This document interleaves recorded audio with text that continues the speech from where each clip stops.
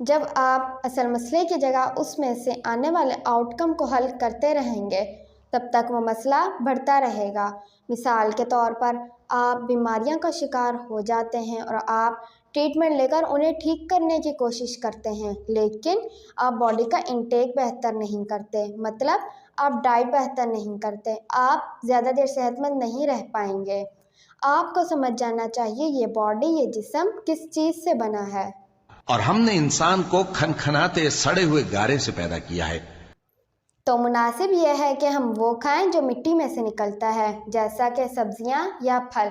लेकिन अगर हम मशीन से गुजरी हुई चीज़ें खाते रहेंगे, जैसा कि पिज़्ज़ा, बर्गर, कोल्ड ड्रिंक्स वगैरह, तो आप जितना मर्ज़ी ट्रीटमेंट ले लें, आपकी बीमारी वक्ती तौर पर स्लो होगी। तो मुनासिब ये है कि किसी भी मसले की सही सोच को ढूंढा और ठीक किया जाए।